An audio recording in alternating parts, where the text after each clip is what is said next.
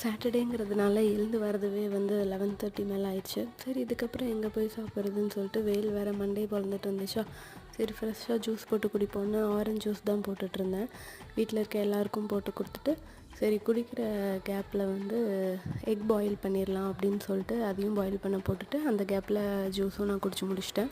அதுக்கப்புறம் கொஞ்சம் dress wash பண்ண வேண்டியது இருந்தது. ஸோ எல்லாத்தையும் வாஷிங் மிஷினில் போட்டுட்டு போட்டால் அடிக்கிற வெயிலுக்கு எப்படி ஒரு 1 ஹவரில் காஞ்சிரும் ட்ரையரில் போட்டான்னு சொல்லிட்டு அதையும் நான் போட்டு விட்டுட்டேன்.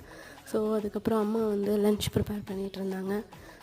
வாழைத்தண்டு பொரியல், ரசம், ஒயிட் ரைஸ் எல்லாம் பண்ணிகிட்டு இருந்தாங்க.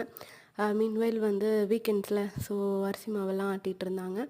அதை பண்ணதுக்கப்புறம் நான் வந்து அந்த எக் பாயில் பண்ணியிருந்தேன்ல, ஸோ அதை ஜஸ்ட் வந்து உப்பு மிளகாப்பொடி போட்டு டாஸ் பண்ணி எடுத்துட்டேன். ஸோ நல்லா ஒரு லன்ச் சாப்பிட்டு முடிச்சுட்டு ஒரு சீரீஸ் பார்த்துட்டு ஈவினிங்காக தங்கச்சி கேக் பேக் பண்ணியிருந்தா, அதையும் இது பண்ணிட்டு வீக்கெண்ட் வெல்கம் பண்ணுற மாதிரி